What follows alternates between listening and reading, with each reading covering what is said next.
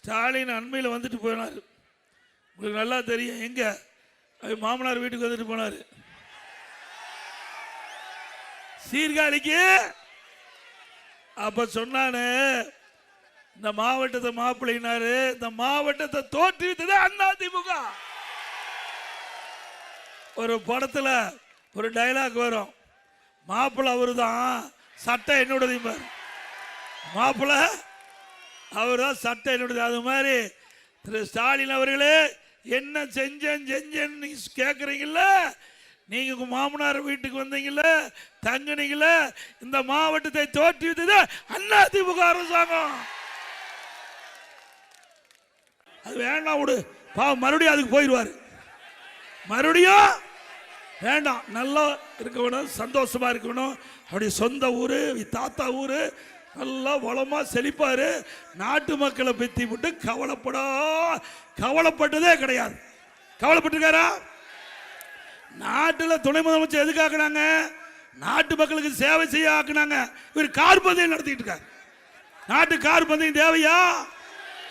பல 100 கோடி ரூபாய் செலவு செஞ்சு சென்னை மைய பகுதியில் கார் பந்தயம் நடத்துறாரு. இதுக்கு தான் உங்களை துணை முதலமைச்சர் ஆக்குனாங்களா? யாருடைய பணம்? யாருடைய பணம்? மக்களுடைய வரி பணம். எந்த அளவுக்கு ஊதாரித்தனமா செலவு பண்றாங்க பாருங்க. ஆக இப்படி மக்களுடைய வரிப்பணத்தை செலவிக்கின்ற அரசாங்கம் தொடர வேண்டுமா? எப்பொழுது பார்த்தாலும் ஸ்டாலினும் உதயநிதி ஸ்டாலின் சொல்றார், எடப்பாடி பழனிசாமி கொத்தடிமை பாரதிய ஜனதா கட்சிக்கு. இன்னைக்கு முரட்டடு, இன்னொருத்தர் உதயநிதி முரட்டடிமையா எடப்பாடி பழனிசாமி. திரு உதயநிதி அவர்களே, திரு ஸ்டாலின் அவர்களே, அதிமுக தொண்டம் கூட எவருக்கு அடிமை இல்லை. உங்களுக்கு பதவி வரும்னா யாரு காலில் வேணாலும் விழுவுவீங்க. திரு ஸ்டாலின் அவர்களே, எங்க கட்சி தொண்டம் கூட யாருக்கு அடிமை கிடையாது. தொண்டல் கூட அடிமை கிடையாது. அதுல ஒரு திரைப்படம், வின்னர்னு ஒரு திரைப்படம் நீங்க பார்த்திருப்பீங்கன்னு நினைக்கிறேன். வடிவேல் அவர்கள் நடித்த படம் வின்னர். அந்த படத்துல ஒரு நகைச்சுவை காட்சி வரும். அதுல கட்டத்துறை தெரியுமில்ல, அவரை அது நான் இதுல பேசினா நல்லா இருக்காது. ஏன்னா அவர் முதலமைச்சராக இருக்காரு.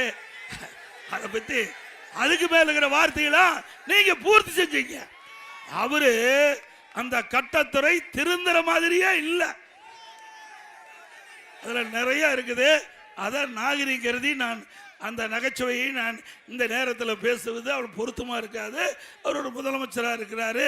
அதனால எஞ்சிய வார்த்தைகள் எல்லாம் நீங்க பூர்த்தி செஞ்சு பார்த்துங்க. திரு ஸ்டாலின் அவர்கள் துணை முதலமைச்சர் இருந்த காலகட்டத்தில் மீத்தேன் புரிந்துணர்வு ஒப்பந்தம் போட்டார். விலை மதிக்க முடியாத பூமி, நெற்களஞ்சியம், டெல்டா மாவட்டம், இந்த மாவட்டத்தை பாலைவனமாக்க முற்பட்டார்.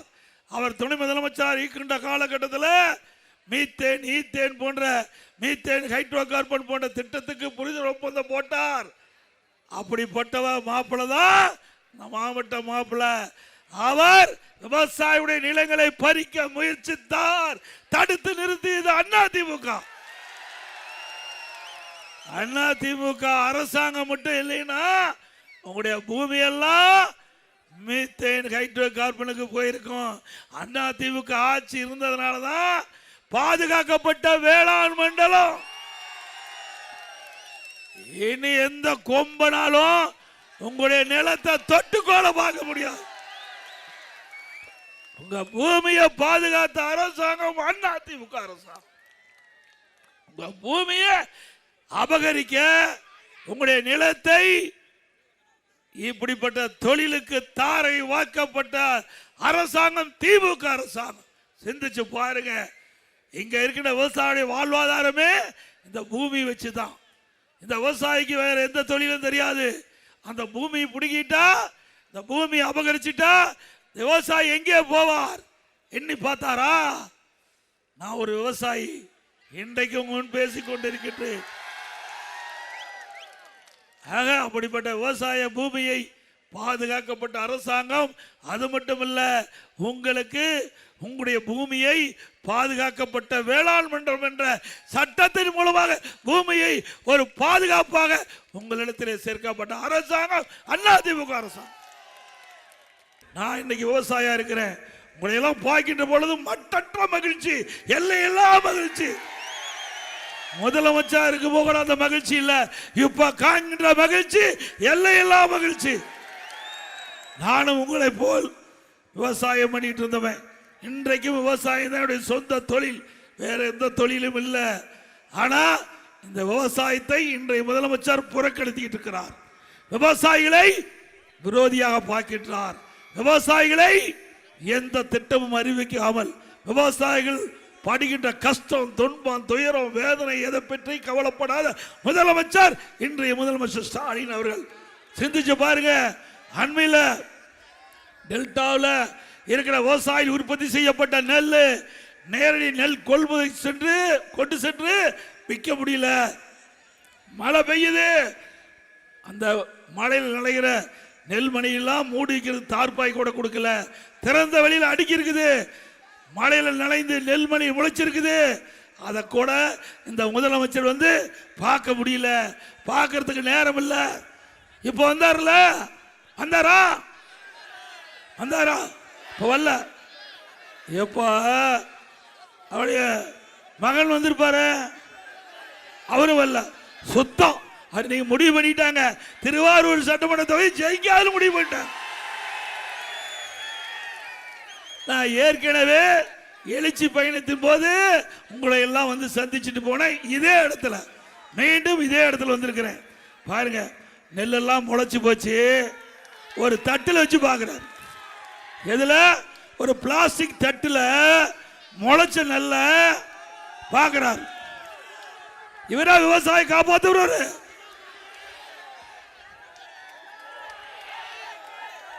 ஒரு தட்டில் நாம கஷ்டப்பட்டு இரவென்று பகலென்று பாராம ரத்தத்தை விரைவியா சிந்தி பயிரை நெட்டு அதை நோயிலிருந்து காப்பாற்றி அதை அறுவடை செஞ்சு அந்த நெல்மணியெல்லாம் மூட்டை பிடிச்சி விற்க கொண்டு போய் மழையில் நனைஞ்சு நெல்மணி முளைச்சு போச்சு. அதை வந்து நேரடியா பார்க்க முடியாத முதலமைச்சர் விவசாயி காப்பாற்ற போறாரா? அப்புறம் இன்னொன்னு பேசுறார்.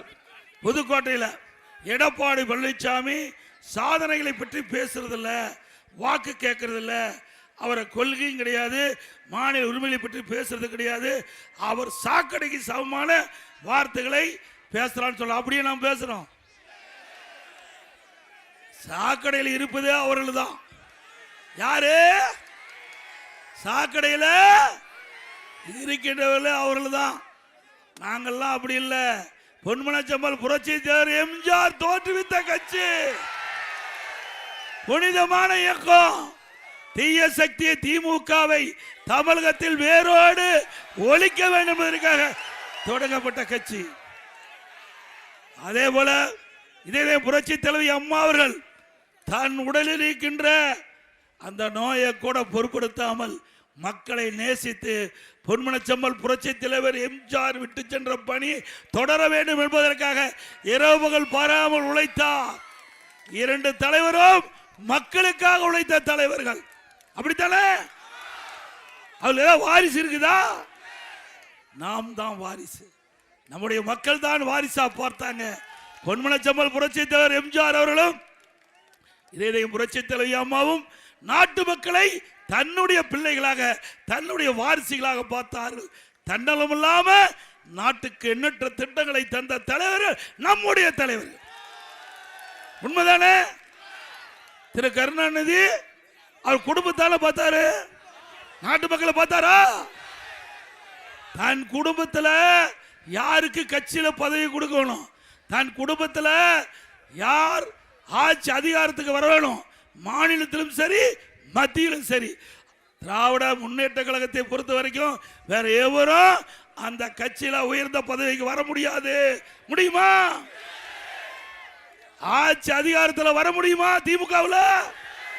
திரு கருணாநிதி குடும்பத்தை தவிர அந்த திராவிட முன்னேற்ற கழக கட்சியில கட்சியிலையும் உயர்ந்த பதவிக்கு வர முடியாது, ஆட்சி அதிகாரத்திலையும் வர முடியாது. அதிமுக அப்படி அல்ல, சாதாரண தொண்டன், இங்கே இருக்கின்ற தொண்டன் இங்கே வந்து பேச முடியும். உண்மைதானே? நீங்க கொள்ளையடிக்கிற கூட்டம் ஆகி போச்சு. எந்த திட்டத்தை கொடுத்தாலும் அதுல என்ன கமிஷன் வர வேண்டும் என்று பார்த்து இந்த திட்டத்தை கொடுத்தீங்களா? மத்திய அரசு எப்படி ஏற்கும்? சிந்திச்சு பாருங்க.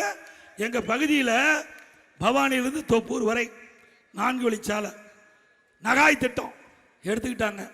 நான் இருக்கும்போதே 90% நிலத்தை எடுத்துட்டேன். பார்த்தாங்க, நகாய் திட்டம்னா மத்திய அரசு திட்டம், இவங்கள டெண்டரில் காசு வராது. பார்த்தார் இங்க இருக்கிற நெடுஞ்சாலைத்துறை அமைச்சர், நிலம் எடுக்க முடியல அப்படின்னு எழுதி மாநில தேசிய நெடுஞ்சாலை, மாநிலத்திலேயோ தேசிய நெடுஞ்சாலை இருக்குது பிரிவு, அதில் எடுத்து இவங்களை டெண்டர் விடலாம். 4 வழிச்சாலை 2 வழிச்சாலை ஆகிப்போச்சு.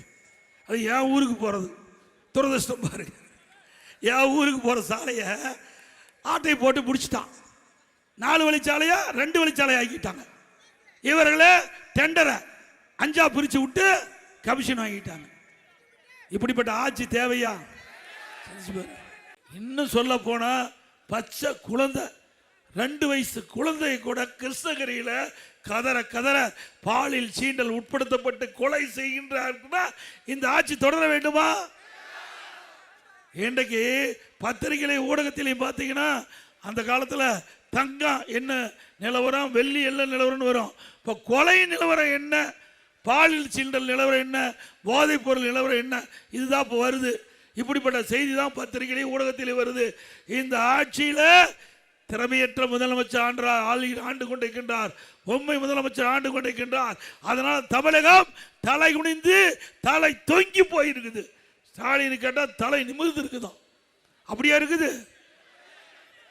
எவ்வளவு வழக்கு நாம சொல்லல, திமுக அமைச்சரே சொல்றாங்க. 1999 போக்சோ வழக்குகள் 18,000 பாலியல் சீண்டல் வழக்குகள் பதிவு செய்யப்பட்டு சொன்னா இந்த ஆட்சி மோசமான ஆட்சி தானே? அண்ணா திமுக ஆட்சிக்கு வந்தவுடன் 3 மாதத்தில் தமிழகம் முழுவதும் இந்த கஞ்சாவை அறவாக ஒழிக்கப்படும். தமிழகம் போதைப் பொருள் இல்லாத மாநிலமாக உருவாக்குவோம். சட்டத்தின் ஆட்சி நடக்கும். தமிழகத்தில் சட்டத்தின் ஆட்சி நடக்கும். பாருங்க, இந்த கஞ்சா அடிச்சிட்டாவே என்ன செய்யுதுன்னு தெரியறதில்ல. கொலை செய்யறான், கொள்ளை அடிக்கிறான், பாலியல் வன்கொடுமை நடக்கிறான். அதுவும் சிறுமிகள், பெண்கள், பாட்டியம்மா கூட விட்டு வைக்க மாட்டேங்கிறான். கேவலம். இனிமேல் பாட்டியம்மா தண்ணி விட்டுட்டு வர முடியாது. அந்த அளவுக்கு மோசமான ஆட்சி. இதெல்லாம் விளையாட்டுக்கு சொல்லலைங்க, பத்திரிகையில் ஊடகத்தில் வருகின்ற செய்தி. பாதிக்கப்பட்டவர்கள் சிறுமிகள், பெண்கள், வயது முதிர்ந்த பெண்கள். இப்படிப்பட்ட ஆட்சி தொடர வேண்டுமா? 18,000 பாலியல் வழக்கு பதிவு செய்யப்பட்டிருக்கு. 18,000 பாலியல் வழக்குகள். பெண்கள் பாதிக்கப்பட்டிருக்கிறாங்க. 18,000 பெண்கள் பாதிக்கப்பட்டிருக்காங்கன்னு சொன்னா இந்த ஆட்சி எப்படிப்பட்ட ஆட்சி என்பதை சிந்திக்க வேண்டும். அது மட்டுமல்ல, இன்றைய இருக்கிற சமூகத்துறை அமைச்சர் தூத்துக்குடியில் பேசுறாங்க. தமிழகத்தில் 5 ஆண்டில் 6,999 போக்சோ வழக்குகள் பதிவு செய்யப்பட்டு அதற்கு நிவாரணமாக 84 கோடி கொடுக்கப்பட்டது என்று வாக்குமூலம் கொடுத்திருக்கிறாங்க. 6,999 போக்சோ வழக்குனா சிறுமிகள், 8 வயசுக்கு கீழ் இருக்கிற சிறுமிகள் பாலியல் சீண்டலுக்கு உட்பட்டிருக்கிறாங்க. அப்படின்னா இந்த ஆட்சி எவ்வளவு மோசமான ஆட்சி. இந்த ஆட்சி மீண்டும் வேணுமா? நான் வந்து பார்த்துட்டு போனேன்ல.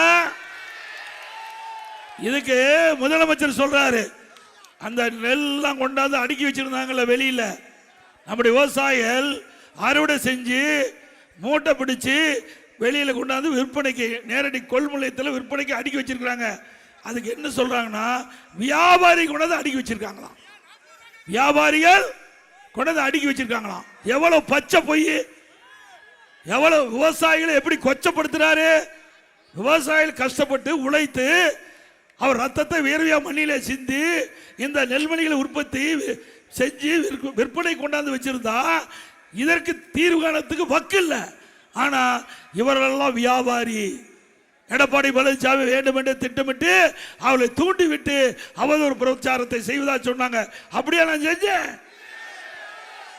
இன்றைக்கு திருவாரூர் மாவட்டம், தஞ்சாவூர் மாவட்டம், மயிலாடுதுறை மாவட்டம், நாகப்பட்டினம் மாவட்டம் விவசாயிகளை சந்தித்து அவருடைய குறைகளை கேட்டு அந்த நெல்மணிகள்லாம் முளைச்சி போச்சு. அவருக்கு அந்த கஷ்டம் அவருக்கு தாங்க தெரியும். உழைத்தவனுக்கு தான் அந்த கஷ்டம் தெரியும். நானும் ஒரு விவசாயி, அதனால அவர் பட்ட துன்பம், ஒரு விவசாயி படுகின்ற துன்பம் ஒரு விவசாயிக்கு தான் தெரியும். ஆனா இப்படிப்பட்ட முதலமைச்சருக்கு தெரியறதுக்கு வாய்ப்பு இல்லை. ஏன்னா அவர் பிறந்து செல்வ சீமையில் பிறந்தவர், அங்க செல்வாக்கில் வாழ்ந்தவர். ஏழை என்றால் ஒன்றும் தெரியாது.